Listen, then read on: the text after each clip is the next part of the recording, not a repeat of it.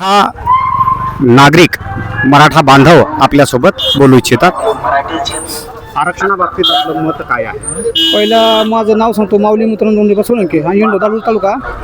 मी एक समाजसेवक, आमच्या जरांगे पाटील साहेबाचा समाजसेवक असून ज्यावेळेस त्यांच्या इथं अंतरवली सराठी ठिकाणी याकडे घटना घडली त्या टायमाला आम्हाला एवढं माहीत नव्हतं। पण ज्या दिवशी आम्ही यूट्यूबवर माहिती घेतली आणि ऐकलं, नंतर आम्ही दुसऱ्या दिवशी त्या गावामध्ये येऊन आमचे गावचे ज्येष्ठ नागरिक, चालू सरपंच प्रमोद भैयासाहेब सोळंके, आधारस्तंभ आमचे गावचे सरपंच, आम्ही असे 7-8 जण मिळून ग्रुप करून आम्ही त्यांना भेट दिली जरांगे पाटील साहेबांना। आणि तेव्हापासून आम्ही त्यांच्या पाठीमागे साथ देतो आहोत आणि आयुष्यभर साथ देऊ। कारण ते आज म्हणजे काळ असा आलेला आहे की जसा शिवाजी महाराजांचा राज्यकाळ होता त्या काळासारखा हा काळ आहे।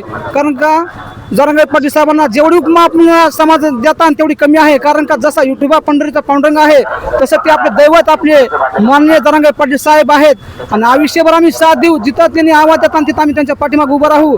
एक वेळेस आम्हाला अन्न पाणी मिळालं नाही चालणार नाही, पण आरक्षण ही आम्हाला खास गरज आहे। कारण का आमचे मुलं बाळ आम्ही ऊसतोड कामगार असून त्यांना शेतामध्ये काम राबवतात आणि आम्ही 6 महिने गावात नसतात आणि ऊसतोड कामगार म्हणून जातात आणि त्यांचं आरक्षण आम्हाला पाहिजेत। कारण का आरक्षण ही काळाची गरज आहे। कारण पैसा आज आहे उद्या नाही। मोदी साहेबांनी पगार दिला 1,500 रुपये महिन्याला देतात, पण ते आम्हाला कुठं काय पुरत नाही, ती मिळत माहीत नाहीच नाही, पण कुठं पुरत नाहीत।